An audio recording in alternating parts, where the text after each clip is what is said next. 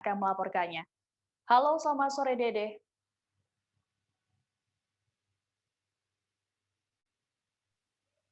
Ya, selamat sore rekan Siska. Ya, Dede bisa dijelaskan seperti apa kronologis dari penemuan kedua nelayan tersebut? Ya, baik rekan Siska, dapat kami kabarkan pada hari Senin 19 Juli kemarin, nelayan asal Tanjung Pandan, Kabupaten Belitung menemukan 2 orang nelayan yang tengah terkatung-katung di tengah laut di sekitar perairan Kabupaten Belitung Timur atau berjarak sekitar 50 mil dari daratan. Kedua nelayan ini diketahui bernama Zainal dan Dandi Wahyudi yang merupakan ABK dari KM Fajar Sinar Jaya. KM Fajar Sinar Jaya sendiri merupakan kapal jenis compreng yang hendak mencari ikan berlayar dari Jakarta hingga beberapa bulan ke depan. Oke, Dede. Lalu apa penyebab dari keduanya nekat terjun ke laut? Berdasarkan keterangan dari kedua orang tersebut, mereka nekat terjun ke laut pada tanggal 10 Juli sekitar pukul 9.20 pagi dikarenakan sering disalah-salahkan oleh rekan kerjanya. Selain itu juga mereka merasa perjanjian yang sebelumnya dibicarakan di daratan tidak sesuai ketika berada di atas kapal. Baik, dari informasi yang disebutkan tadi, keduanya bertahan cukup lama di tengah laut. Lalu bagaimana cara mereka bisa bertahan hidup hingga ditemukan oleh nelayan? Ya, baik rekan Siska. Berdasarkan keterangan mereka, sebelum melompat dari atas kapal, mereka memang sempat membawa air mineral 1 botol dan sebungkus nasi. Cuman pada saat hari kedua, bekal mereka sudah habis, sehingga mereka hanya bertahan dengan meminum air hujan yang turun. Demikian rekan Siska. Oke, lantas selanjutnya bagaimana tindak lanjut dari keduanya pasca ditemukan? Ketika tiba di Tanjung Pandan Kabupaten Belitung, mereka langsung dibawa ke Satpol Air Polres Belitung untuk dimintai keterangan. Kemudian untuk tindak lanjutnya, Satpol Air akan berkoordinasi dengan Dinas Sosial untuk menentukan nasib kedua nelayan tersebut. Apakah akan dipulangkan ke daerah asal atau nanti mendengar keterangan dari pihak keluarganya. Baik, terima kasih laporannya, jurnalis Pos Belitung Dede Suhendar. Kita beralih ke berita selanjutnya, masih dari Bangka Belitung. Upaya penyelundupan benih lobster atau benur digagalkan oleh polisi di perairan Mutok, Kabupaten Bangka Barat, Bangka Belitung, pada Selasa 22 Juli dini hari. Puluhan ribu benur senilai 10 miliar tersebut disedianya akan diselundupkan menuju Singapura dengan menggunakan jalur pelayaran. Benur lobster itu disimpan ke dalam 13 box. Dalam peristiwa ini, polisi mengamankan 3 tersangka yang berasal dari Sumatera Selatan. Lalu bagaimana informasi terkini? Sudah ada rekan kami dari Bangka Pos, Antoni, yang akan melaporkannya. Halo, selamat sore Antoni. Selamat sore. Ya, Antoni bisa dijelaskan seperti apa kronologis dari penemuan ataupun pengungkapan kasus ini? Terima kasih rekan Siska.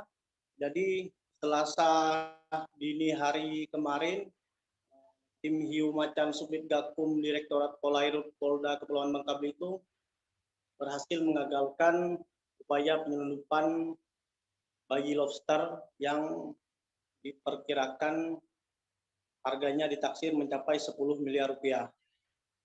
Bayi-bayi lobster ini diamankan dari 3 nelayan sungsang, yakni Rinto, Restat, dan Mahdia. Ketiganya ditangkap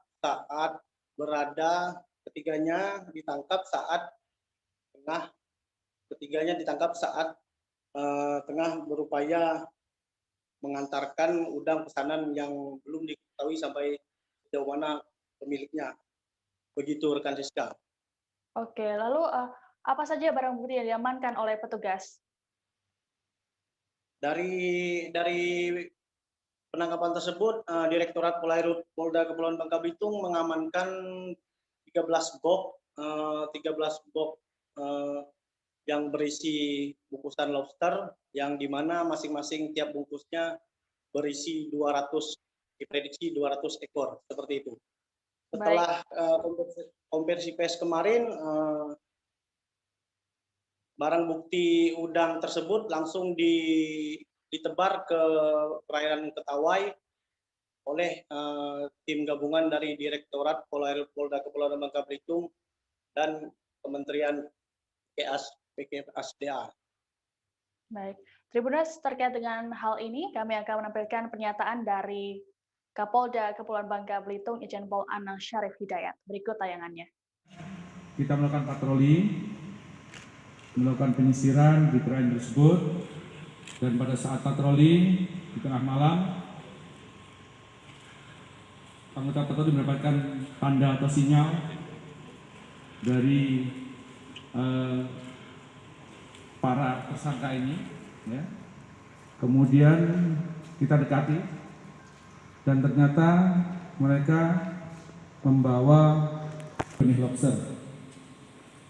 Selanjutnya kita periksa dan kita amankan para tersangkanya di Makobrimob Polair Polda Babel untuk proses penyidikan lebih lanjut.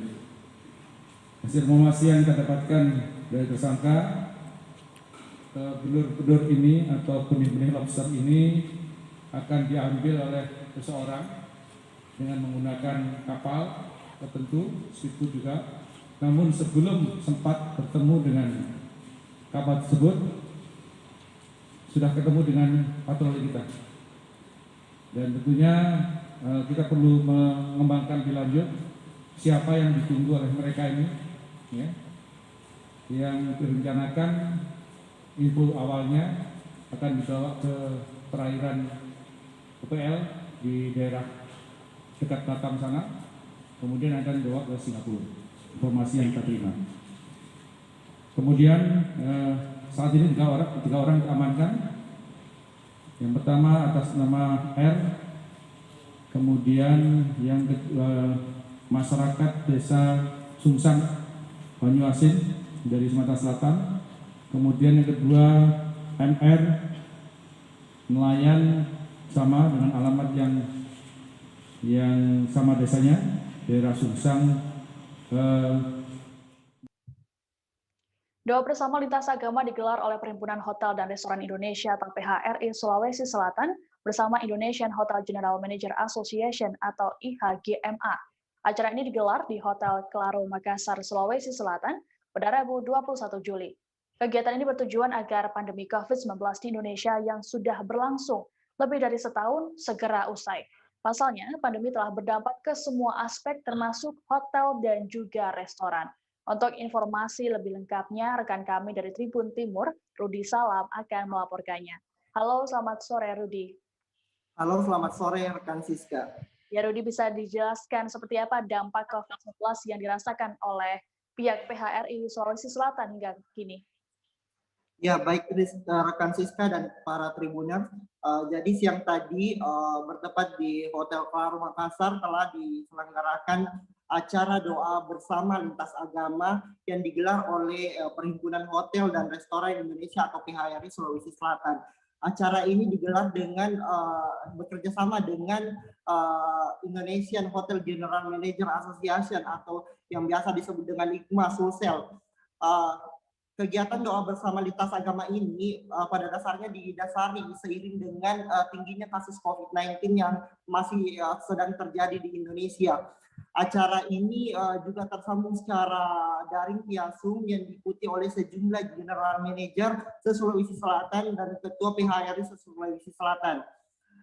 Acara ini digelar dengan tetap memperhatikan protokol kesehatan seperti menjaga jarak, memakai masker, dan memakai hand sanitizer sebelum memasuki ruangan. Terdapat 5 pemuka agama yang bergantian memimpin doa dalam acara yang digelar di Hotel Claro ini. Yang pertama ada Islam yang dipimpin oleh Ustaz Arifudin Lewa, kedua Kristen yang dipimpin oleh Priest Baker, Katolik dipimpin oleh Alex Palino, Hindu dipimpin oleh Pilandina Iwayan Nendra, dan Buddha dipimpin oleh Romo Bumi Horas. Ketua PHRI Sulawesi Selatan Anggiat Sinaga dalam kesempatan itu mengatakan bahwa pandemi COVID-19 yang terjadi kurang lebih setahun lebih ini berdampak ke segala aspek, termasuk salah satunya adalah perhotelan dan restoran. Adapun dampaknya salah satunya yang dikatakan Anggiat Sinaga tadi yakni terdapat per data tadi pagi terdapat hotel di mana okupansinya hanya 8% saja di Sulawesi Selatan. Anggiat menyebut bahwa di mana pihaknya masih belum menerima laporan adanya hotel yang tutup di Sulawesi Selatan akibat pandemi COVID-19. Baik rekan Siska. Oke, lalu Rudi bisa dijelaskan apa harapan dari PHRI Sulawesi Selatan di masa pandemi ditambah dengan adanya penerapan PPKM ini? Iya, baik rekan Siska. Tadi Anggiat Sinaga selaku Ketua PHRI Sulawesi Selatan sangat berharap agar pandemi COVID-19 ini segera berlalu. Dan selain itu titik poin terpenting yang disampaikan oleh Anggiat Sinaga sendiri yakni pembatasan pemberlakuan kegiatan masyarakat atau yang biasa disebut dengan PPKM itu dirasa Anggiat Sinaga tidak perlu diperpanjang lagi sebab itu berdampak besar pada hotel dan restoran di Sulawesi Selatan. Dia berharap bahwa PPKM yang akan sejatinya akan berakhir pada tanggal 25 Juli maksud kami tidak diperpanjang lagi. Baik rekan Siska. Baik Tribuners, untuk lebih lengkapnya kami akan menampilkan pernyataan dari Ketua PHRI Sulawesi Selatan Anggiat Sinaga. Tidak menjadi rahasia lagi bahwa pandemi setelah 1,5 tahun sudah membuat tingkat tinggi Bapak Gubernur, ya. Seperti gambaran hari ini teman-teman bisa lihat Klaro, rata-rata okupansi saat ini adalah hanya 18%, di bawah 20%. Jadi ini membuat sebuah keprihatinan.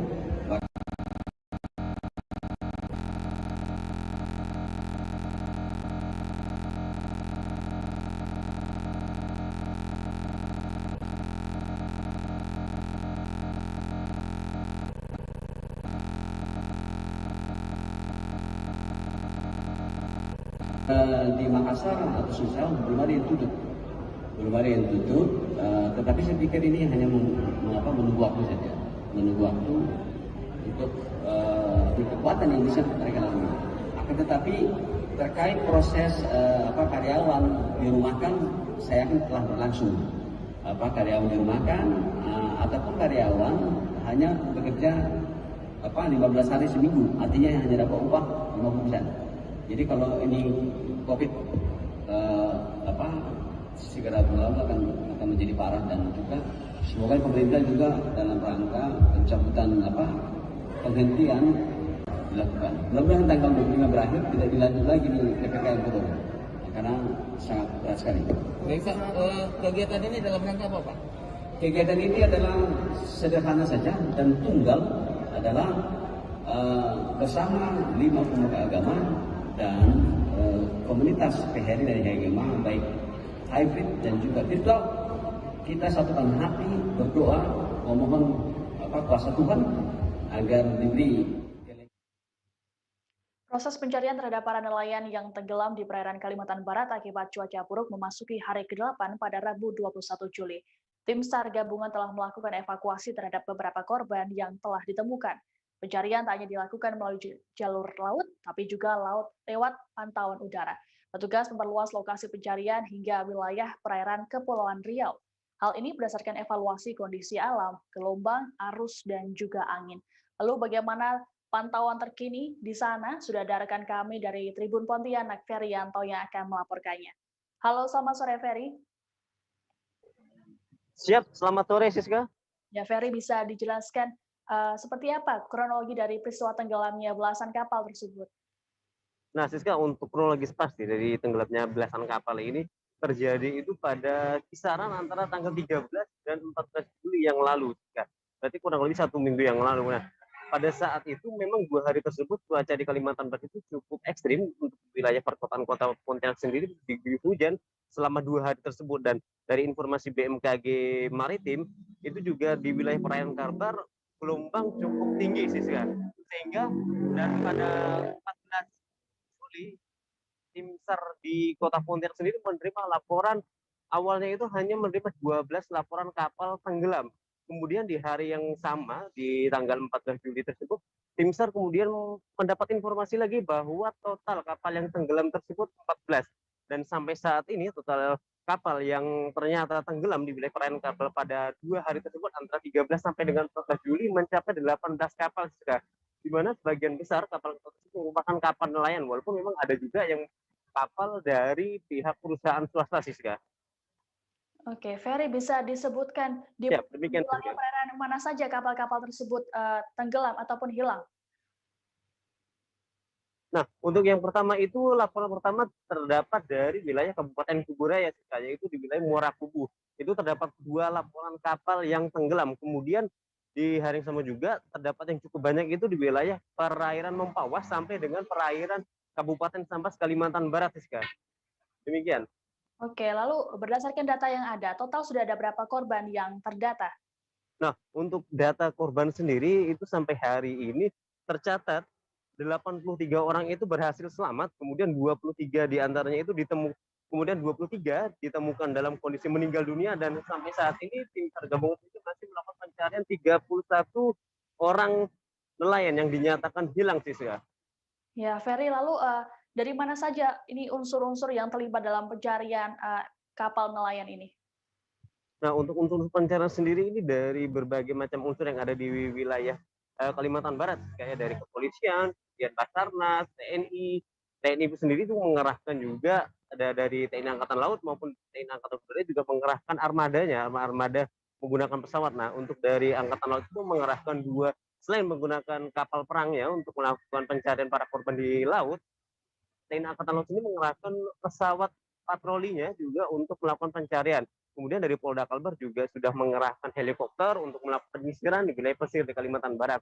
Nah, selain itu juga dari informasi yang ada tadi pagi itu dari Kementerian KKP sendiri juga mengerahkan 1 unit pesawat untuk melakukan pencarian hingga ke Laut Natuna Provinsi Riau, Siska. Oke, lalu terkait dengan proses pencarian pada hari ke-8, bagaimana update-nya, Ferry?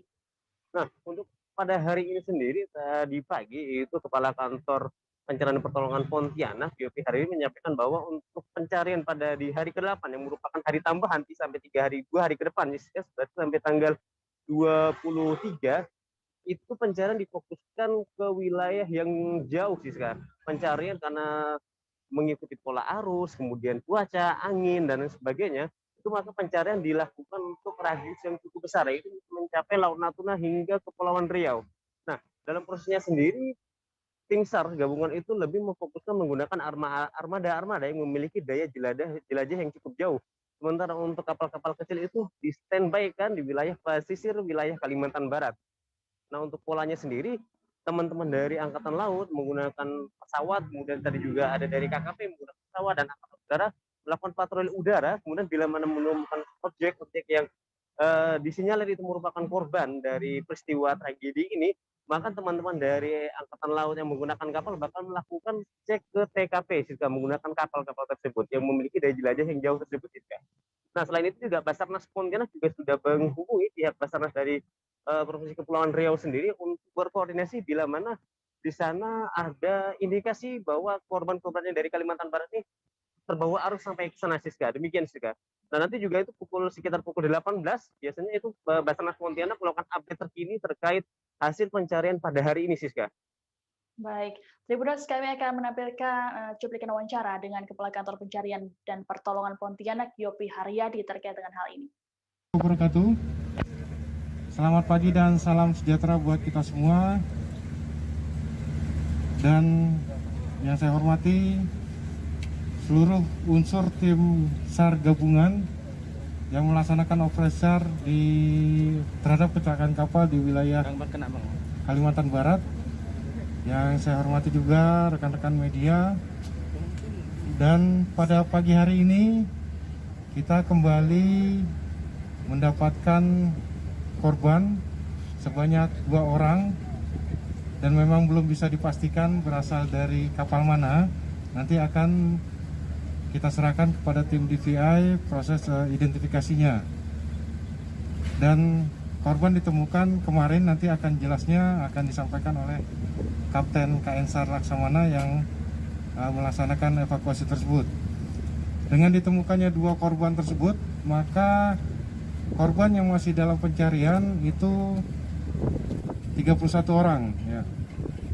Dan sebagai informasi pada hari ini juga akan dilaksanakan tetap dilaksanakan pencarian lewat udara, yaitu dengan menggunakan pesawat CN-235 patroli maritim TNI Angkatan Laut serta pesawat ATR dari Kementerian Kelautan dan Perikanan, ya. Jadi kapal patroli dari Kementerian Kelautan Perikanan itu juga akan membantu yang diterbangkan langsung dari Jakarta dan langsung menuju ke daerah pencarian di sekitar perairan Natuna, ya.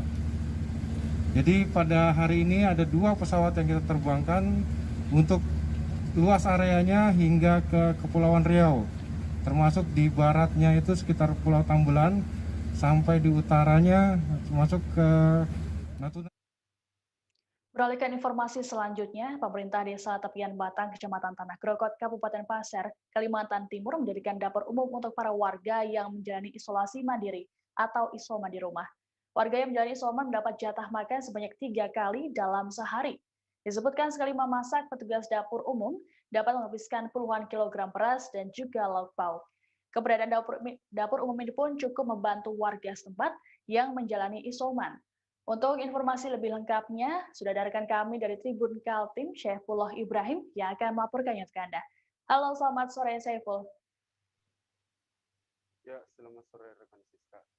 Ya, Syaiful, bisa dijelaskan total ada berapa banyak warga yang menjalani isoman di desa tersebut? Ya, baik, rekan Siska. Untuk saat ini terdapat 92 warga yang menjalani isoman saat ini di Desa Padang Penerapat, Kecamatan Tanah Grokot, Kabupaten Pasir. Untuk rinciannya di RT 1 itu sebanyak 3 kepala keluarga, RT 10 2 kepala keluarga, dan untuk RT 2 sebanyak 89 orang. Baik, lalu terkait dengan pembangunan dapur umum, ini dimulai sejak kapan, Saiful? Ya, rekan Siska, untuk pembangunan dapur umum ini dimulai sejak 12 Juli 2021 lalu, atau tepatnya hari Senin. Setelah sebelumnya masyarakat di Desa Padang Penerapat ini telah menjalani swab antigen secara massal dan terdapat sejumlah penambahan kasus yang terkonfirmasi positif COVID-19. Untuk keberadaan dapur ini akan berakhir pada pada Jumat 23 Juli 2021 mendatang. Ya, Oke, lalu terkait dengan konsumsi makanan yang dikeluarkan setiap harinya itu ada berapa, Ferry? Nah, untuk konsumsi makanan setiap harinya itu untuk masyarakat menjalani isoman ini menghabiskan beras sebanyak 25 kg dalam satu kali makan, dan menghabiskan sedikitnya 10 kg ikan maupun daging dalam sekali makan. Dengan total keseluruhan konsumsi yang dikeluarkan tiap harinya untuk beras sebanyak 75 kg dan 450 potong ayam. Ya. Oke, lalu terkait dengan kebutuhan dari warga yang menjalani isoman, apakah ada yang belum terpenuhi? Ya, kalau untuk kebutuhan dari masyarakat yang menjalani isoman ini masih ada yang belum terpenuhi, seperti halnya yang sangat dibutuhkan saat ini oleh masyarakat di sana, yaitu konsumsi buah-buahan. Ya. Oke. Bagi di dermawan yang ingin menyalurkan bantuannya bisa langsung mendatangi posko PPKM Mikro Gang Seratai RT 02 Tepian Batang, Kecamatan Tanah Grokot, Kabupaten Pasir, Kalimantan Timur. Ya, baik, Tribuners, kami akan menampilkan pernyataan dari Kepala Desa Tepian Batang, Kecamatan Tanah Grokot, Kabupaten Pasir, Jaludin, terkait dengan pendirian dapur umum ini. Sejak kapan sih, Pak? Sejak tanggal 12 hari Senin kita sudah buka, tapi awal buka dapur umum itu sebelumnya hari Sabtu. Hari Sabtu itu sudah kita lakukan swab massal. Hari Minggunya juga tidak kita lakukan karena libur petugas kami, khususnya Pusban. Nah, sehingga diambil langkah untuk hari Seninnya. Setelah kita melihat lonjakannya itu, kami memutuskan beserta kami selaku Kades rapat mendadak bersama Muspika, ada camat, ada Kamtib dan Babin dan rem. Iya, hadir pada saat itu untuk memutuskan lockdown total. Dan alhamdulillah setelah serah terima hari Senin dibantu oleh pemerintah kabupaten lewat dinas sosial, termasuk sarana dan prasarana, kemudian berupa sembako yang diserahkan langsung oleh Bupati Pasir hari Senin itu. Kemudian untuk hari Selasanya langsung ditinjau beliau ke dapur umum ini. Nah, pada saat itu beliau memutuskan, rasanya mungkin diwawancarai juga oleh media, beliau mengatakan bahwa dapur umum ini dilaksanakan selama 14 hari. Dapur umum itu. Kalau untuk kebutuhan di sini Pak? Untuk kebutuhan yang dari Pemkab itu 9 bahan pokok sudah.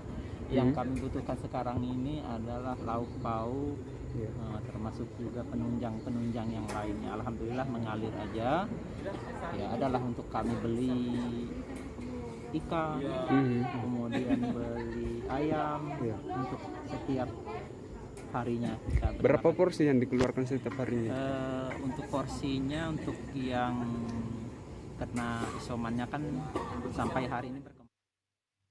Tribuners, seusai jeda kami akan kembali tetap di live update. Oke, apa kabar Bang Arif di sini untuk strateginya?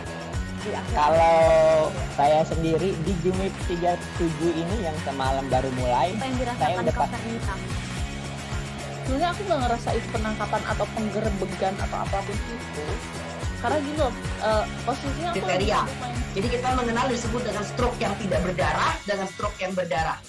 Stroke yang tidak berdarah itu biasanya ditandai dengan adanya penyumbatan. Kalau itu terjadi di sini mungkin pikirnya tidak ke situ kali ya. Tapi kalau di Korea atau di Kamboja itu ada beberapa paper yang saya itu Mas, dulunya tukang koran. Oh gitu ya. Tukang koran. Ya, saya baca itu Pak. Tuh kan pernah baca kan? Ya. Jadi kalau saya jadi tanggam itu udah bersyukur banget. Si anak ini dijadikan sebagai tersangka begitu. Ya, kalau ini kita bicara yang di luar kasus Sukomondo ya. Dengan nama hujan shower, di mana terdapat batas jelas antara daerah hujan dan tidak hujan yang biasanya terjadi pada fase awal mature stage atau tahap berbahaya itu Kang. Jadi mulai artinya terjadinya perlempekan. Nah itu untuk penetrasi akan sulit. Gitu ya. Dok, saya ini menurut saya memang tidak mudah, bukan urusan tanah diambil. Kalau misalnya Amerika Serikat sekarang, Rasulullah mengatakan dalam sebuah hadis bahwa berpuasa di 6 hari Syawal itu. Oke, apa kabar Bang Arif di sini untuk strateginya? Kalau saya sendiri di Jumip 37 ini yang semalam baru mulai, saya udah pas. Sebenarnya aku nggak ngerasa itu penangkapan atau penggerebegan atau apapun itu. Karena gini loh, posisinya kriteria. Jadi kita mengenal disebut dengan stroke yang tidak berdarah dengan stroke yang berdarah. Stroke yang tidak berdarah itu biasanya ditandai dengan adanya penyumbatan. Kalau itu terjadi di sini mungkin pikirnya tidak ke situ kali ya. Tapi kalau di Korea atau di Kamboja itu ada beberapa paper yang saya itu Mas, dulunya tukang koran. Oh gitu ya. Tukang koran. Ya, saya baca itu Pak. Tuh kan pernah baca kan? Ya. Jadi kalau saya jadi tanggam itu udah bersyukur banget. Si anak ini dijadikan sebagai tersangka begitu. Ya, kalau ini kita bicara yang di luar kasus Sukomondo ya. Dengan nama hujan shower, di mana terdapat batas jelas antara daerah hujan dan tidak hujan yang biasanya terjadi pada fase awal mature stage atau tahap berbahaya itu Kang. Jadi mulai artinya terjadinya perlempekan. Nah itu untuk penetrasi akan sulit. Gitu ya. Dok, saya ini menurut saya memang tidak mudah, bukan urusan tanah diambil. Kalau misalnya Amerika Serikat sekarang, Rasulullah mengatakan dalam sebuah hadis bahwa berpuasa di 6 hari Syawal itu. Oke, apa kabar Bang Arif di sini untuk strateginya? Kalau saya sendiri di Jumip 37 ini yang semalam baru mulai, saya udah pas. Sebenarnya aku nggak ngerasa itu penangkapan atau penggerebegan atau apapun itu. Karena gini loh, posisinya kriteria. Jadi kita mengenal disebut dengan stroke yang tidak berdarah dengan stroke yang berdarah. Stroke yang tidak berdarah itu biasanya ditandai dengan adanya penyumbatan. Kalau itu terjadi di sini mungkin pikirnya tidak ke situ kali ya, tapi kalau di Korea atau di Kamboja itu ada beberapa paper yang Saya itu Mas, Ya. dulunya tukang koran. Oh gitu ya. Tukang koran. Ya, saya baca itu Pak. Tuh kan, pernah baca kan? Ya. Jadi kalau saya jadi tanggam, itu udah bersyukur banget. Si anak ini dijadikan sebagai tersangka begitu.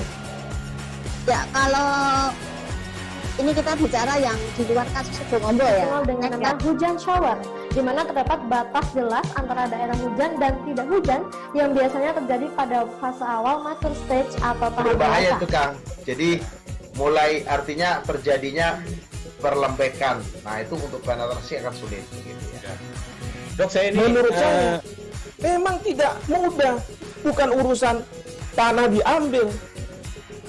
Kalau misalnya Amerika Serikat sekarang, Rasulullah mengatakan dalam sebuah hadis bahwa berpuasa di 6 hari Syawal itu. Oke, apa kabar Bang Arif di sini untuk strateginya? Kalau saya sendiri di Jumip 37 ini yang semalam baru mulai, Apa yang saya dirasakan udah Kapten Hitam? Sebenarnya aku nggak ngerasain penangkapan atau penggerebegan atau apapun itu. Karena gini loh, posisinya aku kriteria. lagi main. Jadi kita mengenal disebut dengan stroke yang tidak berdarah dengan stroke yang berdarah. Stroke yang tidak berdarah itu biasanya ditandai dengan adanya penyumbatan. Kalau itu terjadi di sini mungkin pikirnya tidak ke situ kali ya, tapi kalau di Korea atau di Kamboja itu ada beberapa paper yang Saya itu Mas, Ya. dulunya tukang koran. Oh gitu ya. Tukang koran. Ya, saya baca itu Pak. Tuh kan, pernah baca kan? Ya. Jadi kalau saya jadi tanggam, itu udah bersyukur banget. Si anak ini dijadikan sebagai tersangka begitu. Ya, kalau ini kita bicara yang di luar kasus Suboombo ya. Dengan nama hujan shower, di mana terdapat batas jelas antara daerah hujan dan tidak hujan yang biasanya terjadi pada fase awal mature stage atau tahap Berbahaya dewasa. itu Kang. Jadi mulai artinya terjadinya perlembekan. Nah itu untuk penetrasi akan sulit. Gitu ya.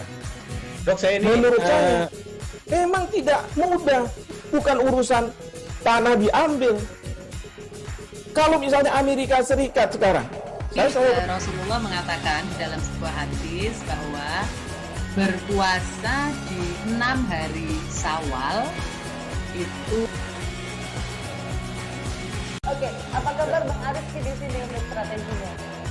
Kalau saya sendiri di Jumip 37 ini yang semalam baru mulai, Apa yang saya dirasakan udah Kapten Hitam? Sebenarnya aku nggak ngerasain penangkapan atau penggerebegan atau apapun itu. Karena gini loh, posisinya aku lagi kriteria. main. Jadi kita mengenal disebut dengan stroke yang tidak berdarah dengan stroke yang berdarah. Stroke yang tidak berdarah itu biasanya ditandai dengan adanya penyumbatan. kalau itu terjadi di sini mungkin pikirnya tidak ke situ kali ya, tapi kalau di Terima kasih Anda masih menyaksikan live update bersama saya Siska Mawaski. Presiden Joko Widodo turut menyumbangkan sapi kurban ke masyarakat Kota Pekanbaru, Riau. Hewan kurban tersebut diserahkan langsung oleh Gubernur Riau Syamsuar kepada pengurus Masjid Raya An-Nur pada Rabu 21 Juli. Sapi yang menjadi kurban Presiden Jokowi diketahui berjenis limosin dengan berat 889 kg. Tahun ini merupakan kali kedua Presiden Jokowi menyumbangkan kurban ke masyarakat Pekanbaru. Lalu seperti apa informasinya? Sudah ada rekan kami dari Tribun Pekanbaru, Syaiful Miskiono, yang akan melaporkannya untuk Anda. Halo, selamat sore Syaiful. Ya, selamat sore Siska. Syaiful, bisa dijelaskan seperti apa proses penyembelihan sapi kurban dari Presiden Jokowi ini? Baik Siska dan pemirsa Tribuners dimanapun saat ini berada, dapat saya laporkan bahwa pagi tadi sapi kurban bantuan dari Presiden Joko Widodo resmi diserahkan oleh Gubernur Riau kepada pengurus Masjid Raya An-Nur, dan di hari yang sama juga setelah diterima oleh pengurus masjid, kemudian diserahkan kepada panitia kurban dan dilaksanakan pemotongan. Ada sejumlah panitia tadi yang melakukan proses pemotongan sapi kurban milik Presiden Joko Widodo ini yang dilaksanakan di halaman belakang Masjid Raya An-Nur yang berada di Jalan Hang Tuah, Kota Pekanbaru. Proses pemotongan hewan kurban ini memang dilaksanakan secara terbatas, hanya beberapa panitia kurban saja yang ada di lokasi karena mengingat saat ini sedang dalam kondisi pandemi COVID-19 sehingga warga memang tidak diperkenankan untuk hadir secara langsung di lokasi karena khawatir nanti terjadi kerumunan dan bisa menjadi klaster penularan COVID-19. Begitu deh. Baik, lalu selanjutnya daging kurban tersebut akan dibagikan kemana saja, Syaiful? Ya, baik Siska. Setelah dipotong daging kurban ini, selanjutnya akan dibagikan kepada masyarakat di Kota Pekanbaru yang sebelumnya sudah mendapatkan kupon kurban. Namun Siska, dapat kami laporkan bahwa untuk pembagian daging kurban ini memang masyarakat tidak mengambil secara langsung di Masjid Raya An-Nur. Namun panitia menyerahkan daging kurban sapi Presiden Joko Widodo ini kepada Ketua RT. Nah, selanjutnya warga bisa mengambil daging tersebut di masing-masing Ketua RT. Nah, sehingga daging ini dijemput di Masjid Raya An-Nur ini adalah cukup dengan Ketua RT saja. Ini memang sengaja diterapkan oleh panitia untuk menghindari supaya tidak terjadi kerumunan di Masjid Raya An-Nur, karena kalau misalnya warga yang datang langsung membawa kupon di masjid dikhawatirkan nanti akan terjadi kerumunan dan bisa menimbulkan penularan COVID-19. Begitu Siska. Baik, lalu terkait dengan kurban ini, bagaimanakah respons dari masyarakat terhadap Presiden Jokowi? Iya, baik Siska, tadi untuk mewakili masyarakat Provinsi Riau, Gubernur Riau tadi menyampaikan terima kasih kepada Presiden Joko Widodo, sekaligus mendoakan Presiden Joko Widodo bersama keluarga agar diberikan kesehatan dan sukses menjalankan tugasnya sebagai kepala negara. Dan tadi Gubernur Riau mewakili masyarakat Riau juga mendoakan semoga sapi kurban ini menjadi amal ibadah bagi Presiden sekeluarga. Dan masyarakat Provinsi Riau sangat senang sekali mendapatkan bantuan sapi kurban dari Presiden Joko Widodo ini. Begitu Siska. Baik, untuk lebih lengkapnya kami akan menampilkan pernyataan dari Gubernur Riau, Syamsuar, terkait dengan hewan kurban dari Presiden Jokowi ini. Kami menyerahkan sapi kurban dari Bapak Presiden Insinyur Joko Widodo bersama keluarga yang disampaikan untuk masyarakat Riau, khususnya Kota Pekanbaru melalui Masjid An-Nur.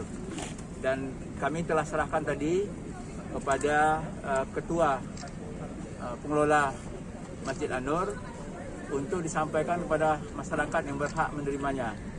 Ya, semoga jadi amal ibadah Bapak Presiden kita bersama keluarga, dan beliau sehat selalu dan sukses mengemban amanah rakyat Indonesia ini. Amin ya rabbal alamin. Kami atas nama masyarakat Riau mengucapkan terima kasih yang sebesar-besarnya kepada Bapak Presiden yang telah memberikan sapi korban setiap tahun kepada warga yang ada di Kota Pekanbaru, khususnya Riau pada umumnya. Semoga ini jadi amal ibadah Bapak bersama keluarga, ya Allah SWT. Amin ya rabbal alamin. Melalui kesempatan ini juga kami sampaikan juga sapi korban dari kami keluarga bersama juga ini Pak Ketua DPRD. Nah, ini semua adalah bagian dari ibadah kami sisi Allah SWT. Semoga tentunya harapan kami mudah-mudahan dari doa Allah SWT dan menjadi amal ibadah kami sisi Allah SWT. Amin ya rabbal alamin. Ya, Tribuners, pemerintah telah resmi memperpanjang masa PPKM darurat hingga 25 Juli mendatang. Hal ini pun membuat sejumlah sektor perekonomian termasuk hotel dan restoran di Kota Batu, Jawa Timur memilih untuk menahan diri. Pihak Perhimpunan Hotel dan Restoran Indonesia atau PHRI Batu juga memilih tidak melakukan PHK pada karyawannya, hanya saja dilakukan pemotongan gaji pada para pekerja. Untuk informasi lengkapnya, sudah ada jurnalis kami dari Surya Malang, Beni Indo, yang akan melaporkannya untuk Anda. Halo, selamat sore Beni. Ya, selamat sore Siska. Ya, Beni, bisa dijelaskan seperti apa dampak dari perpanjangan PPKM darurat di Kota Batu? Ya, sektor pariwisata sangat terdampak sekali dari PPKM darurat yang saat ini diperpanjang hingga 25 Juli 2021. Pasalnya, Kota Batu sendiri memang sektor ekonominya digenjot dari sektor pariwisata. Sektor pariwisata di Kota Batu ini dapat menggerakkan perhotelan, kemudian para pedagang kecil hingga tempat-tempat oleh-oleh di Kota Batu. Sehingga ketika tempat pariwisata ditutup semua di Kota Batu, sektor-sektor lainnya juga ikut terdampak. Siska. Ya, oke. Mengingat sektor ekonomi khususnya di bidang wisata yang banyak yang terdampak PPKM darurat ini, lalu bagaimana respon dari para pelaku terkait perpanjangan waktu PPKM darurat? Ya, khususnya dari teman-teman perhimpunan perhimpunan hotel dan restoran Indonesia Kota Batu, mereka memilih untuk menahan diri, tidak mengambil resiko membuka tempat wisata di tengah kondisi pandemi seperti saat ini dan kasus sedang tinggi-tingginya, karena Kota Batu saat ini masuk dalam zona merah atau berisiko tinggi. Ketua PHRI Batu, Sujud Haryadi, mengatakan mereka lebih memilih untuk dalam tanda kutip menyelamatkan karyawannya daripada harus nekat membuka, kemudian banyak orang berdatangan ke tempat wisata dan terjadi kerumunan, dan di situ akan berpotensi menjadi tempat penularan. Siska. Ya, Benny, bisa disebutkan di mana saja tempat wisata yang ditutup selama PPKM darurat? Semua tempat wisata di Kota Batu tutup, mulai dari tempat wisata buatan hingga wisata alam. Tidak ada yang buka satupun, semuanya tutup. Oke, lalu apa solusi dari Pemkot Batu untuk membantu para kelompok yang terdampak PPKM darurat tersebut? Sejauh ini Pemkot Batu sudah menyalurkan bantuan sosial sejumlah Rp300.000 per warga, dan warga yang menerima berdasarkan data yang sudah diverifikasi oleh Pemkot Batu. Ada 7 SKPD dinas yang menyalurkan bantuan dan disesuaikan dengan dinasnya masing-masing. Misalnya Dinas Pendidikan menyalurkan bantuan kepada guru, Dinas Pariwisata menyalurkan bantuan kepada para pelaku pariwisata, pun Dinas Ketenagakerjaan menyalurkan ke para pekerja yang ada di Kota Batu. Oke, lalu terkait dengan kondisi terkini kasus COVID-19 di Kota Batu, bagaimana update-nya? Ya, dalam 3 hari terakhir ada penurunan jumlah orang terinfeksi COVID-19, namun begitu Kota Batu masih dalam zona merah karena seluruh rumah sakit rujukan yang ada di Kota Batu telah penuh dan tempat tidur untuk pasien COVID maupun isolasi juga telah penuh. Sehingga Pemkot Batu tetap mengimbau masyarakat untuk tetap berada di rumah dan mengurangi aktivitas di luar rumah. Baik, terima kasih laporannya Benny Indo dari Surya Malang. Selamat bertugas kembali. Masih dari Jawa Timur, Tribunas, para pengepul kulit hewan selalu kebanjiran pasokan setiap hari raya Idul Adha. Hal ini juga terjadi pada pengusaha kulit hewan di Pasar Baru Lumajang, Jawa Timur. Meski penerapan PPKM darurat masih berlangsung, hal ini tidak berpengaruh banyak pada para pengusaha kulit. Untuk kulit kambing dihargai Rp18.000 hingga Rp33.000. Hal ini tergantung dari jenis hewan tersebut. Lalu untuk informasi lengkapnya sudah ada rekan kami dari Surya, Tony Hermawan, yang akan melaporkannya. Halo, selamat sore Tony. Halo, selamat sore rekan. Ya, Tony, bisa dijelaskan bagaimana suasana dari pengepul kulit hewan kurban di sana? Memang saat ini situasi dunia sedang dilanda COVID-19, tapi kita akui ya, umat Muslim tidak menyurutkan umat Muslim untuk merayakan Hari Raya Idul Adha ya. Seperti di Kota Lumajang, sejak tadi pagi salah satu pengepul, suasananya sangat begitu cukup ramai. Terus para pegawainya itu kewalan untuk melayani para penyetor kulit hewan korban. Seperti itu. Ya, lalu dari mana saja para pengusaha ini mendapatkan bahan baku kulit tersebut? Cukup banyak yang dari Lumajang, tapi juga ada yang dari luar daerah Lumajang, misalkan kabupaten lain dari Jember, yang mana itu lokasinya sangat berdekatan dengan kota Lumajang begitu. Oke, lalu apakah ada perbedaan yang signifikan antara kurban pada tahun ini dan juga tahun sebelumnya, yang sama-sama di masa pandemi?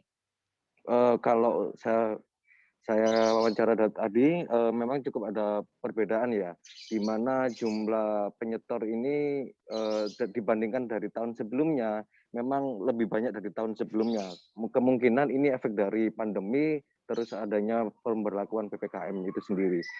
Misalkan saja, biasanya di hari kedua Idul Adha, pengepul ini bisa mendapatkan sampai 2.000 kulit sapi maupun kambing. Di hari kedua ini hanya mendapatkan 1.500. Memang berkurang tapi tidak terlalu signifikan begitu. Ya, Tony bisa dijelaskan apa kegunaan dari kulit-kulit tersebut? Menurut informasi yang berhasil saya himpun, kulit-kulit ini nantinya akan disetorkan ke kota-kota besar, semisal Surabaya, kota Bandung, untuk diproduksi sebagai fashion ya, seperti sabuk, jaket, dan lain sebagainya, seperti itu.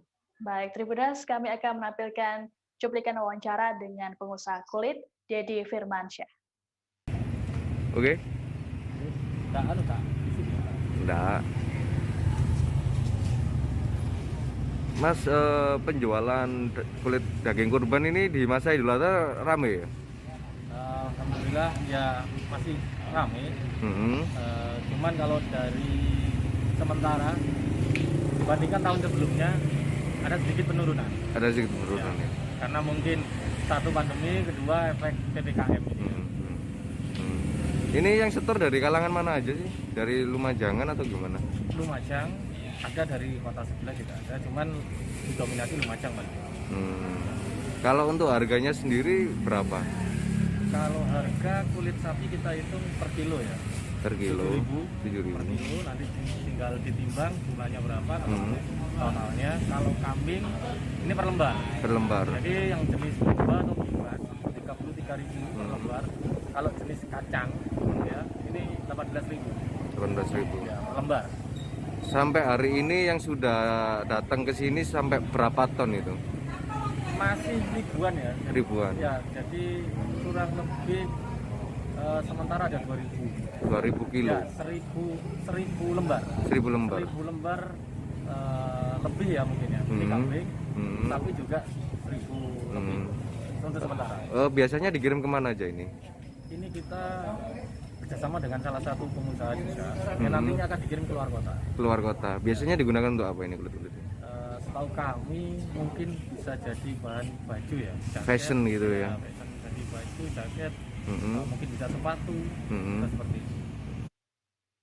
Ya, Tribuners, Presiden Joko Widodo diketahui juga turut menyumbang sapi jenis mental untuk warga Kota Kendari, Sulawesi Tenggara pada momen Idul Adha kemarin. Sapi ini diketahui dibeli dari seorang peternak di Kecamatan Konda, Kabupaten Konawe Selatan, Sulawesi Tenggara. Sebelum disembelih, hewan kurban ini diberi suplemen dan juga perawatan yang berkualitas dan selalu dipantau kesehatannya. Lalu bagaimana informasinya? Sudah ada rekan kami dari Tribun News Sultra, Husni Hussein, yang akan melaporkannya secara lengkap. Halo, selamat sore Husni. Ya, selamat sore rekan Siska. Ya, Husni, bisa dijelaskan bagaimana sapi ini bisa dipilih oleh Presiden Jokowi? Ya, Siska. Baik, dapat saya kabarkan bahwa Presiden Republik Indonesia Joko Widodo membeli sapi yang bernama Ipin. Nah, sapi ini seberat 1,2 ton, jenis simental ialah yang akan dikorbankan pada perayaan Hari Raya Idul Adha 2021 kemarin di Sulawesi Tenggara. Nah, Siska, diketahui sapi tersebut dipilih oleh orang nomor 1 di negeri ini itu salah seorang peternak sapi di Kecamatan Konda, Kabupaten Konawe Selatan, yang bernama Suyatno. Kemudian Suyatno mengungkapkan alasan di balik nama dari sapi bernama Ipin tersebut ialah karena Presiden Republik Indonesia mengungkapkan alasan di balik nama sapi kurban tersebut diperuntukkan bagi masyarakat Sultra karena sapi tersebut mengikuti kompetisi sapi terbesar di Sulawesi Tenggara pada 2019 silam yang kemudian sapi tersebut harus diberi nama. Kemudian kebetulan dari anak pemilik sapi Suyatno ini menyukai karakter serial kartun dari Malaysia tersebut yaitu Upin Ipin. Kemudian sapi yang bernama Ipin ini juga diketahui mempunyai kembaran pada saat itu bernama Upin. Lantas kemudian sapi dari kembaran Upin ini diberi nama Ipin. Hal ini berdasarkan rekomendasi dari anak si pemilik sapi tersebut. Seperti itu, Siska. Oke, mengingat sapi ini juga pernah mengikuti kompetisi, lalu berapa harga sapi yang dibeli oleh Presiden Jokowi tersebut dan berapa jumlah total dari daging kurban yang dihasilkan? Ya, Siska. Kesempatan yang sama pemilik sapi selaku pemilik sapi Suyatno membeberkan harga sapi tersebut dan biaya perawatan sapi yang dipilih oleh istri Iriana Jokowi itu dibanderol seharga 110 juta rupiah berdasarkan hitungan berbobot. Siska, kembali ia juga mengungkapkan sapi pilihan Presiden Republik Indonesia itu dapat memakan biaya perawatan yang cukup mahal, yaitu kisaran 2 juta per bulan. Hal ini karena dari segi suplemen Siska dan gaji karyawan pada peternak sapinya. Untuk jumlah dari hasil kurban kemarin, pihak panitia masjid tidak begitu pasti mengetahui berapa jumlah kurban milik dari sapi Presiden Republik Indonesia itu. Namun ia mengatakan kisaran 500 kantung, tapi namun hal ini belum termasuk dengan sapi yang disumbangkan oleh Gubernur Sulawesi Tenggara Halim Hazi. Demikian, Siska. Baik, Tribuners, kami akan menampilkan cuplikan wawancara dengan pemilik sapi yang dibeli oleh Presiden Joko Widodo. Bagaimana jenis apa dan bagaimana prosedur sampai Pak Jokowi bisa membeli sapi ini? Kalau jenisnya dia simental.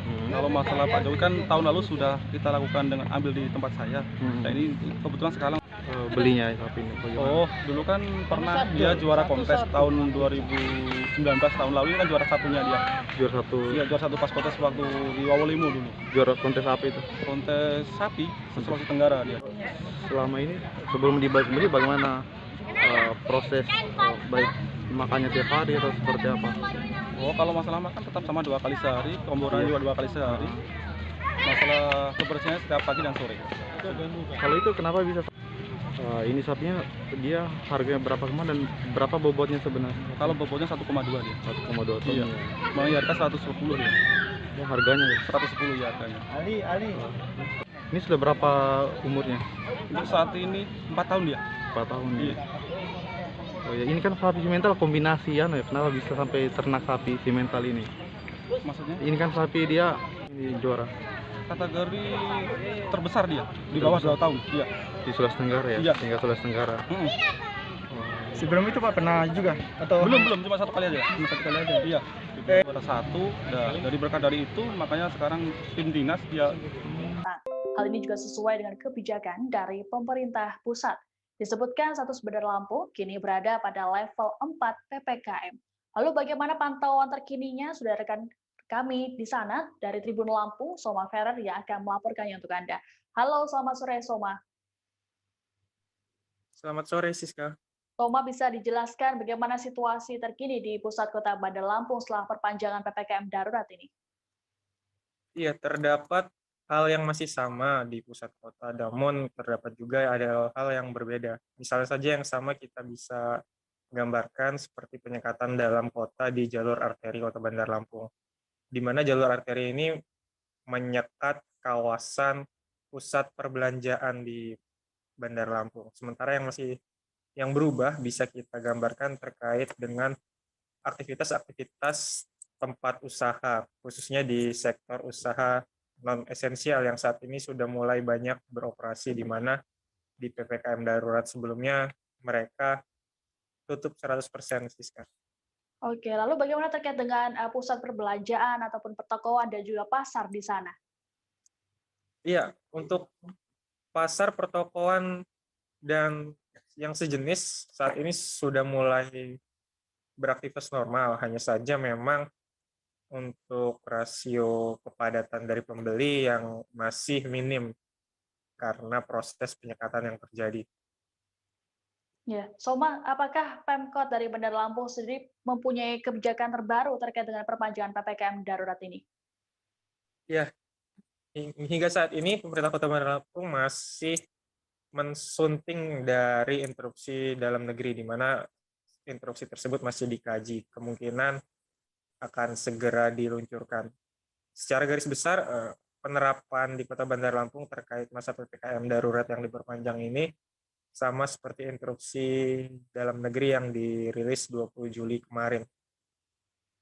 Baik, Tribuners, kami akan menampilkan pernyataan lengkap dari Wali Kota Bandar Lampung, Eva Duyana, terkait dengan perpanjangan PPKM darurat di sana.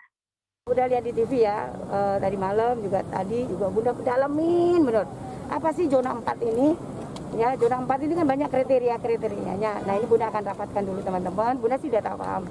Nanti tinggal kita informasikan ke bawah. Nah, mudah-mudahan masyarakat yang di bawah ini mulai mengerti bahwa kerjasama yang baik antara pemerintah, aparat, dari TNI, Polri, dan pemerintah Kota Bandar Lampung, kalau kerjasama yang baik, insya Allah cepat Kota Bandar Lampung aman. Dan ini mereka kan sudah paham apa yang sudah dilakukan.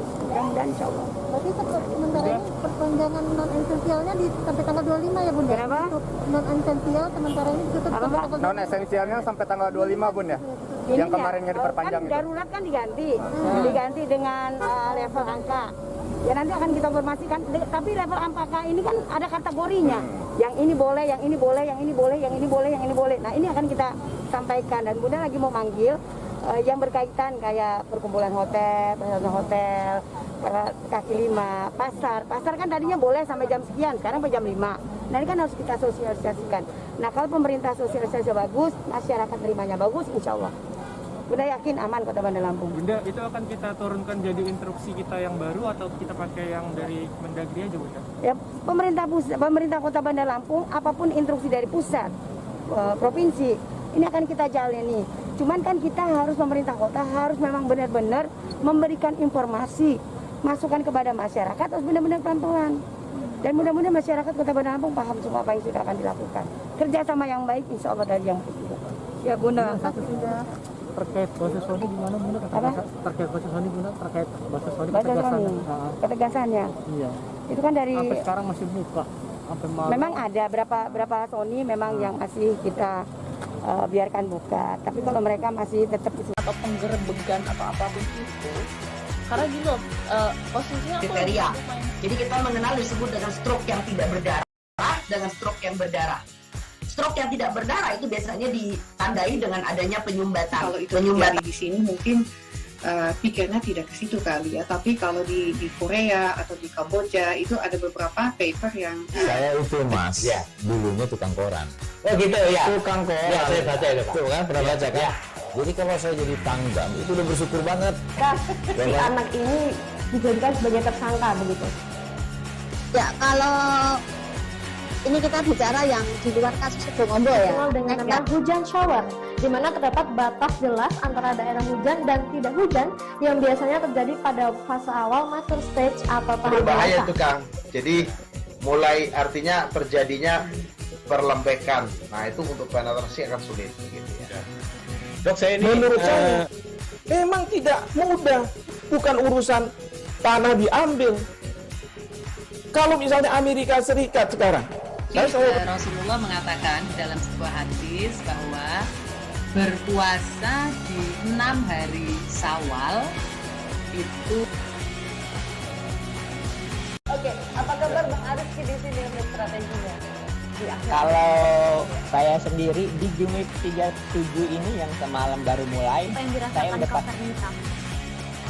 Sebenarnya aku nggak ngerasain penangkapan atau penggerebegan atau apapun itu. Karena gini loh, posisinya kriteria. Jadi kita mengenal disebut dengan stroke yang tidak berdarah dengan stroke yang berdarah. Stroke yang tidak berdarah itu biasanya ditandai dengan adanya penyumbatan. Kalau itu terjadi di sini mungkin pikirnya tidak ke situ kali ya. Tapi kalau di Korea atau di Kamboja itu ada beberapa paper yang saya itu Mas, ya, dulunya tukang koran. Oh gitu ya. Tukang koran. Ya, saya baca itu Pak. Tuh kan pernah baca kan? Ya. Jadi kalau saya jadi tanggam itu udah bersyukur banget. Si anak ini dijadikan sebagai tersangka begitu. Ya kalau ini kita bicara yang di luar kasus Situbondo ya. Dengan nama hujan shower, di mana terdapat batas jelas antara daerah hujan dan tidak hujan yang biasanya terjadi pada fase awal mature stage atau tahap berbahaya itu Kang. Jadi mulai artinya terjadinya perlembekan. Nah itu untuk penetrasi akan sulit gitu ya. Dok saya ini menurut saya memang tidak mudah, bukan urusan tanah diambil. Kalau misalnya Amerika Serikat sekarang, Rasulullah mengatakan dalam sebuah hadis bahwa berpuasa di 6 hari Syawal itu. Oke, apa kabar Bang Arif di sini untuk strateginya? Kalau saya sendiri di Jumip 37 ini yang semalam baru mulai, saya udah pasti. Sebenarnya aku nggak ngerasain penangkapan atau penggerebegan atau apapun itu. Karena gini loh, posisinya kriteria. Jadi kita mengenal disebut dengan stroke yang tidak berdarah dengan stroke yang berdarah. Stroke yang tidak berdarah itu biasanya ditandai dengan adanya penyumbatan. Kalau itu terjadi di sini mungkin pikirnya tidak ke situ kali ya. Tapi kalau di Korea atau di Kamboja itu ada beberapa paper yang Saya itu Mas, dulunya tukang koran. Oh gitu ya. Tukang koran. Ya, saya baca itu Pak. Tuh kan pernah baca kan? Jadi kalau saya jadi Pangdam itu udah bersyukur banget. Anda masih menyaksikan live update bersama saya Siska Mawaski. Di Treskrimsus Polda Jawa Barat membongkar jaringan pelaku yang melakukan penjualan obat COVID-19 tanpa resep dokter. Total ada 5 tersangka yang diamankan dalam kasus ini. Mereka ditangkap di lokasi berbeda yakni Kabupaten Bandung Barat, Kota Bandung, dan juga Kota Bogor, Jawa Barat. Tak hanya melakukan penjualan obat tanpa resep dokter, para pelaku juga mematok harga yang lebih tinggi dari pasaran. 5 tersangka tersebut memanfaatkan situasi pandemi untuk menimbun obat demi keuntungan pribadi. Lalu seperti apa informasi lengkapnya? Sudah ada rekan kami dari Tribun Jabar, Nasmi Abdurrahman, yang akan melaporkannya. Halo, selamat sore Nasmi.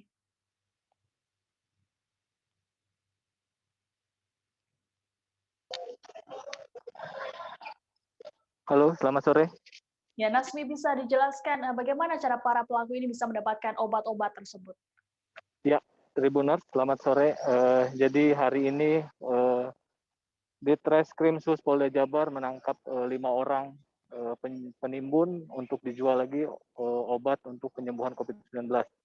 Nah, dari kelima ini mereka modusnya itu ada yang membuat resep palsu, kemudian dibelikan ke sejumlah apotek di pinggiran. Kemudian ada juga satu pelaku yaitu berprofesi sebagai apoteker. Jadi dia membuat resep sendiri, kemudian membelikan obat-obat tertentu ke beberapa apotek yang ada di pinggiran di 3 kota, yaitu Kabupaten Bandung Barat, Kota Bogor, dan Kota Bandung. Baik, berdasarkan informasi, sejak kapan para pelaku ini melakukan penimbunan obat? Ya, jadi kelima pelaku ini sudah melakukan penimbunan obat kemudian dijual lagi itu sejak beberapa minggu yang lalu, adalah 3 minggu yang lalu. Kemudian mereka ini modusnya itu membeli obat, setelah itu menjualnya secara online. Nah, dari laporan masyarakat adanya obat yang dijual dengan harga fantastis, kemudian dari Diskrimsus Polda Jawa Barat melakukan penelusuran dan tertangkap tangan di pertama itu di daerah Bandung Barat, dijual secara online kepada masyarakat yang membutuhkan dengan harga hampir mencapai 10 juta. Padahal obat itu harga per boxnya itu kisaran di 2 jutaan. Baik, lalu apa yang dilakukan oleh polisi terkait dengan obat yang menjadi barang bukti ini? Ya, obat yang sudah diamankan oleh polisi itu sekitar 1074 butir dari berbagai merek, rencananya akan diserahkan ke Rumah Sakit Sartika Asih untuk membantu pengobatan pasien COVID yang sedang dirawat di sana. Dan itu sudah diketahui juga oleh tim dari Kejati yang dihadirkan dalam gelar perkara sore tadi di Polda Jabar. Baik, terima kasih laporannya. Nasmi Abdurrahman dari Tribun Jabar, selamat bertugas kembali. Kita beralih ke informasi selanjutnya. Tingginya antusiasme warga dalam pendaftaran calon pegawai negeri sipil atau CPNS membuat seluruh formasi sudah terisi, termasuk yang terjadi di Kota Semarang, Jawa Tengah. Disebutkan ada 187 formasi jabatan yang dibuka, 27 diantaranya merupakan tenaga kesehatan, sedangkan 161 merupakan tenaga teknis. Formasi tersebut terdiri dari total 3.532 lowongan. Lalu, seperti apa informasi lengkapnya? Rekan kami dari Tribun Jateng, Eka Yulianti, akan melaporkannya. Halo, selamat sore Eka. Selamat sore rekan Siska. Ya Eka, bisa dijelaskan berdasarkan informasi berapa peserta yang sudah mendaftar? Iya, Kota Semarang memang termasuk kota yang cukup diminati di Jawa Tengah karena masuk dalam kota metropolitan. Dan hingga Rabu pagi tadi sudah ada 17.000 pendaftar yang masuk, itu merupakan pendaftar CPNS, dan sebanyak 11.900 diantaranya telah memilih formasi dan telah mengakhiri pendaftaran. Dan lainnya memang ini masih menimang-nimang formasi mana yang akan dipilih. Dan untuk P3K sendiri memang dari BKPP masih berkoordinasi dengan Direktorat Jenderal Pendidikan, mengingat jumlah P3K ini pendaftarnya berada pada langsung masuk ke Direktorat Jenderal Pendidikan. Dan jumlah itu dimungkinkan akan terus mengalami peningkatan mengingat pemerintah sendiri memperpanjang masa pendaftaran. Demikian rekan Siska. Ya, Eka, tingginya antusiasme masyarakat dalam mendaftar CPNS, apakah masih ada jabatan yang sepi peminat? Iya, mayoritas jabatan memang sudah terisi atau tidak ada yang kosong satupun. Namun memang ada beberapa jabatan yang masih sepi peminat. Untuk tenaga teknis misalnya dari 161 jabatan itu ada 23 jabatan yang masih sedikit peminatnya. Antara lain ada instruktur, ada pekerja sosial, pengawas kemeteorologian, pengendali dampak lingkungan, ada surveyor pemetaan, dan beberapa jabatan lainnya. Sedangkan untuk tenaga kesehatan sendiri, ada dari 27 formasi, ada 15 jabatan yang masih sedikit peminatnya. Antara lain apoteker, dokter gigi, dokter spesialis kulit dan kelamin, nutrisionis, penyuluh kesehatan, perekam medis, dan beberapa lainnya. Demikian rekan Siska. Ya Eka, lalu apakah sudah diketahui apa penyebab sepinya peminat dan juga bagaimana upaya Pemkot untuk terus menggenjot formasi agar dapat ramai peminat? Iya, dimungkinkan sepinya peminat formasi tersebut karena pendaftar ini belum melengkapi berkas-berkasnya, apalagi di tengah pembatasan PPKM ini masyarakat cukup kesulitan untuk mengurus berkas, misal untuk men-scan keluar, karena memang sektor non-esensial sendiri kan masih dilakukan penutupan selama PPKM. Dan BKPP sendiri ini mengimbau masa perpanjangan ini agar benar-benar dimanfaatkan oleh para calon pendaftar ini untuk segera mendaftar ataupun menyelesaikan pendaftarannya. Dan perpanjangan pendaftaran sendiri di Kota Semarang sama seperti yang ditetapkan oleh pemerintah pusat, yakni sampai 26 Juli mendatang. Baik, Tribunas. Ya. Dan untuk menggenjot formasi tersebut, Pemkot sendiri terus memberikan pelayanan berupa pembukaan hotline untuk bagi para pendaftar yang masih bingung untuk mencari informasi ataupun kebingungan mengenai syarat pendaftarannya, mereka bisa bertanya melalui media sosial ataupun datang langsung ke kantor BKPP Kota Semarang yang ada di Balai Kota. Baik, Tribudas, kami akan menampilkan cuplikan wawancara dengan Kepala BKPP Kota Semarang, Litani Satyawati, terkait dengan pendaftaran CPNS. Jadi begini ya, pemerintah itu memberikan kesempatan pada putra-putri terbaik bangsa ini untuk semakin diperluas kesempatannya. Karena apa? Dengan kemarin ada pembatasan PPKM darurat itu kan mungkin orang bergerak mau ngurus ini ngurus itu kan kesulitan, ada penyekatan macam-macam. Jadi kan mungkin akan yang seperti itu diharapkan akan bisa diberikan kelonggaran, makanya dikasih perpanjangan. Jadi yang harusnya Rabu ini kita close, kita akan buka diperpanjang sampai dengan tanggal 26 Juli. Kemudian sampai dengan hari ini masih terus bergerak ya. Sampai dengan hari ini untuk Kota Semarang itu yang sudah mengisi formulir, itu ada 17.000 sekian. Nah ini posisi saya tadi pagi jam 8 ya. Jadi ini masih bergerak terus nih. Kemudian untuk yang sudah positif mendaftarkan dirinya ada 11.900-an, jadi hampir 12.000. Kemudian yang lain masih kan yang jelas kalau 17 sudah mengisi kan berarti kan dia memang sedang ancang-ancang ya, sudah ancang-ancang menjatuhkan pilihannya ke Kota Semarang. Cuman untuk melengkapinya sampai input mendaftar itu baru 12.000. Ternyata sampai dengan hari ini peminatnya luar biasa. Di Kota Semarang itu tidak ada jabatan yang kosong, semua diminati. Hanya memang mungkin di antara yang diminati pun tapi tidak begitu banyak itu ada sih, tapi semua sudah ada. Sehari pasca Idul Adha, belum banyak pedagang yang berjualan di sejumlah pasar tradisional di Palembang, Sumatera Selatan. Terpantau hanya pedagang sayur, buah, bumbu, hingga kue yang baru membuka lapaknya. Para pedagang ikan laut dan ayam potong nampak masih belum berjualan. Lalu seperti apa terpantauan terkininya? Sudah ada rekan kami dari Tribun Sumsel, Hartati, yang akan melaporkannya secara lengkap untuk Anda. Halo, selamat sore Hartati.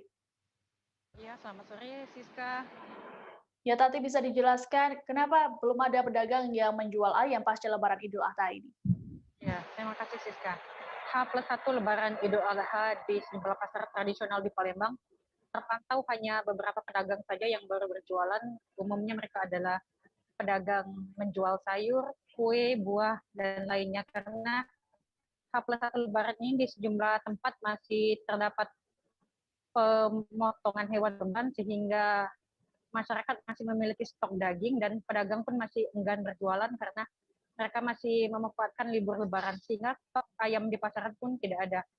Di pasar 26 Ilir hanya ada satu pedagang yang menjual ayam, itu pun hanya stoknya sedikit, 15 kilo, dan satu-satunya pedagang yang berjualan, sehingga belum sampai siang stok ayam yang miliki setelah habis dijual. Oke, Tati, lalu bagaimana pantauan terkait dengan stok dan juga harga ayam pasca Lebaran ini? Iya, dipantau di dua pasar tradisional di Palembang, di Pasar Gandus dan Pasar Suak Bato 26 Ilir. Stok ayam memang tidak ada karena memang tidak banyak penjual yang menjual ayam, hanya ada satu tadi, Melda, yang mengatakan memang karena stok daging di masyarakat masih banyak karena adanya kurban, sehingga dia belum berani menjual terlalu banyak, karena itu pun harga pun lebih melonjak dibanding harga H-1 Lebaran Idul Adha. Saat ini harga dipatok 30.000 per kilo. Sebelumnya, seminggu sebelum Lebaran, harga ayam anjlok mencapai 20.000 dan berangsur-angsur naik menjelang Lebaran sehingga saat ini harganya 30.000. Harga sebelumnya anjlok 20.000 karena Palembang juga menetapkan PPKM Mikro yang membuat jumlah tempat rumah makan usaha yang bersangkutan dengan ayam potong minim pengelolaan usaha untuk makan ayam ini, sehingga harga ayam anjlok, suplainya banyak dan permintaannya sedikit. Ya, Siska. Baik, lalu kapan ini rencananya para pedagang kembali berjualan pasca Lebaran ini? Rencananya pedagang akan kembali berjualan esok hari atau H+2 Lebaran Idul Adha. Namun harganya sendiri belum bisa dipastikan akan dipatok di harga berapa karena pedagang masih akan menjual ayam dengan taksiran berapa harga yang akan didapat oleh dari peternak dan juga seberapa banyak stok yang ada di pasaran. Jika memang stok yang ada melimpah, permintaan sedikit, maka harga akan lebih murah, tapi jika stok banyak, permintaan banyak, harga akan lebih naik. Ya, Siska. Baik, kami akan terus memantau update-nya ya, Tati ya. Kami akan menampilkan cuplikan wawancara dengan seorang pedagang ayam di Pasar Suak Bato, Melda. Di pagi jual ayam? Berapa harganya yuk? 20. Biasanya? Kemarin 28. Hari ini karena tidak kasih ayamnya jadi 30. 30. Tadi berapa banyak stok yang kita punya yuk? Cuma ada 15 kilo. 15 kilo. Jadi kalau besok kira-kira berapa harga? Belum tahu. Belum tahu ya. Ini mau hari nak Lebaran. 20. 20 naik 20, naik 24, naik 28. Hari ini 30. Hari ini 30. Tapi ada harga ada kata barang. Seekor sapi jenis limousin dilaporkan mengamuk di halaman parkir kantor pemerintah Kota Jakarta Pusat pada Rabu 21 Juli pagi. Akibat peristiwa ini, 2 mobil yang diparkir mengalami kerusakan parah. Sapi tersebut mengamuk saat akan disembelih oleh petugas. Lalu bagaimana informasi lengkapnya? Sudah ada rekan kami dari Warta Kota, Muhammad Fajar Rian Danu, yang akan melaporkannya untuk Anda. Halo, selamat petang Rian. Halo, selamat petang rekan Siska. Ya Rian, bisa dijelaskan bagaimana kronologi dari peristiwa tersebut? Kronologinya menurut dari seorang penjagal atau biasa disebut dengan pemotong hewan kurban bernama Bapak Nurdin, kejadian terjadi pukul 10 pagi. Itu terjadi karena sapi kaget akibat adanya suara kendaraan bermotor ketika sedang diturunkan dari mobil pick up gitu. Begitu rekan Siska. Baik, lalu apakah ada korban dalam peristiwa ini? Untuk korban jiwa sendiri tidak ada. Yang menjadi korban adalah 2 mobil Avanza. Keduanya adalah milik pegawai dari pemerintah kota Jakarta Pusat. Yang pertama adalah milik Ibu Risa, itu dia mengalami luka di bagian lampu depan, lalu yang kedua adalah mobil milik Bapak Amri yang mengalami luka di bagian pintu belakang beserta kacanya. Oke, lalu bagaimana upaya penanganan dari petugas terhadap sapi yang mengamuk tersebut? Untuk penanganan sapi sendiri, Bapak Nurdin mengajak teman-temannya, itu dia menambah sekitar 3-4 orang untuk akhirnya bisa mengamankan dari sapi tersebut. Dan akhirnya sapi tersebut berhasil dikendalikan sekitar 1,5 jam setelah kejadian. Baik, terima kasih laporannya jurnalis Warta Kota Muhammad Fajar Yandano. Selamat bertugas kembali. Ya, Tribuners, kita beralih ke informasi selanjutnya. Gubernur DKI Jakarta Anies Baswedan berencana untuk merevisi Peraturan Daerah Nomor 2 Tahun 2020 tentang penanganan COVID-19. Setidaknya perubahan yang dilakukan, yakni pada pasal 32A dan 32B. Revisi tersebut berkaitan dengan sanksi pada para pelanggar protokol kesehatan di ibu kota. Dalam perubahan ini disebutkan bahwa pelanggar dapat diberikan sanksi kurungan paling lama 3 bulan. Lalu seperti apa informasi lengkapnya? Rekan kami dari Tribun Jakarta, Dionisius Arya Bimasuci akan melaporkannya untuk Anda. Halo, selamat petang, Dion. Ya, selamat petang, Siska. Dion, bisa dijelaskan apa saja revisi Perda Penanganan COVID-19 oleh Gubernur Anies? Ya, Siska. Jadi ada 2 poin penting yang akan diajukan oleh Anies dalam revisi Perda Nomor 2 Tahun 2020 tentang penanganan COVID-19. Yang pertama ini soal pemberian wewenang kepada Satpol PP untuk melakukan penyidikan seperti yang dilakukan oleh aparat kepolisian. Dan kemudian yang kedua ialah penambahan beberapa pasal terkait sanksi pidana bagi pelanggar protokol kesehatan. Untuk penambahan wewenang Satpol PP, penyidikan yang dilakukan hanya sebatas pelanggaran terkait protokol kesehatan. Kemudian untuk pemberian sanksi pidana bakal diberikan kepada warga yang berulang kali melakukan pelanggaran protokol kesehatan. Bila nantinya usulan ini diterima, maka warga yang tak mengenakan masker itu bisa dipenjara maksimal 3 bulan. Aturan ini juga berlaku untuk para pelaku usaha dan juga perkantoran yang melanggar protokol kesehatan secara berulang. Gitu, Sisa. Oke, lalu apa alasan dari Pemprov DKI melakukan revisi pada Perda tersebut? Ya, jadi Gubernur DKI Jakarta Anies Baswedan ini menganggap sanksi yang tertuang dalam Perda Nomor 2 Tahun 2020 yang berlaku saat ini belum mampu memberikan efek jera kepada para pelanggar protokol kesehatan. Pasalnya masih banyak ditemukan pelanggaran yang dilakukan oleh masyarakat. Dalam Perda Nomor 2 itu memang pelanggar prokes hanya diberikan sanksi sosial dan denda administrasi. Untuk itu, Anies menilai perlu menambahkan pasal pidana untuk memberikan efek jera kepada warga yang masih membandel. Oke, Dion. Lalu kapan Perda ini akan selesai direvisi dan resmi diberlakukan kepada masyarakat? Ya, setelah draft revisi Perda ini diterima oleh DPRD pada rapat paripurna siang tadi, selanjutnya Badan Pembentukan Peraturan Daerah atau Bapemperda bakal membahasnya terlebih dahulu. Dan kemudian diharapkan revisi ini sudah selesai pada akhir Juli atau awal Agustus mendatang. Setelah disetujui oleh Bapemperda, nantinya DPRD akan kembali menggelar rapat paripurna untuk mengesahkan perubahan Perda Nomor 2 Tahun 2020 tentang penanganan COVID-19 di Ibu Kota. Begitu, Siska. Baik, Tribuners, untuk informasi lengkapnya kami akan menampilkan pernyataan dari Wakil Ketua DPRD DKI Jakarta, Muhammad Taufik. Penjelasan Gubernur berkaitan dengan perubahan Perda 2 2020 yang berhubungan dengan penanganan COVID-19. Insya Allah dengan perubahan ini akan mengubah keadaan COVID-19 di Jakarta. Pak, titik berat dari Perda itu? Pertama, memberikan kewenangan kepada polisian yang untuk melakukan penyelidikan. Kemarin kan di Perda itu nggak ada kepolisian. Jadi orang melanggar ya seperti itu.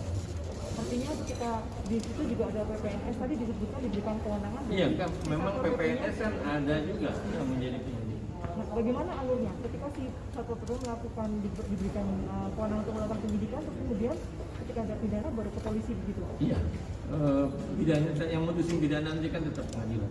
Ya. Jadi ini penguatan, sebenarnya penguatan atas Perda 2 terhadap sanksi-sanksi itu. Kalau kemarin kan sekedar administrasi aja, ada yang hukum apa? Sapu-sapu. Ternyata itu nggak buat benar juga.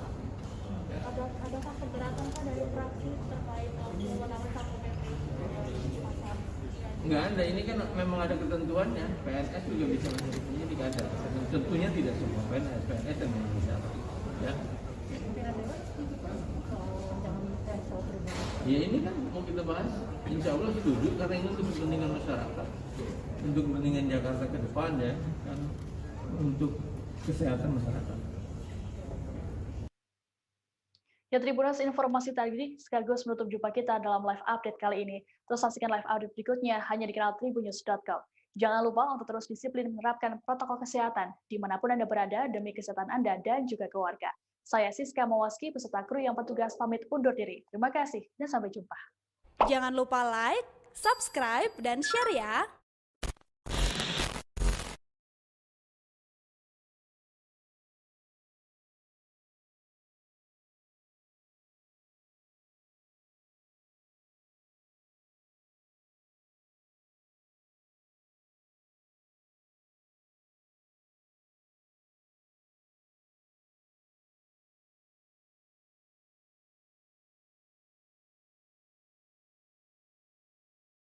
Siapa yang menyangka di balik penemuan vaksin AstraZeneca ternyata ada pria Indonesia yang terlibat di dalamnya. Ia adalah Indra Rudiansyah, 29 tahun, mahasiswa asal Indonesia yang saat ini sedang menuntut ilmu di Universitas Oxford, Inggris. Indra tergabung bersama tim Jenner Institute, pimpinan Profesor Sarah Gilbert, ilmuwan Inggris yang mendapat standing ovation saat hadir di laga pembuka kejuaraan tenis akbar.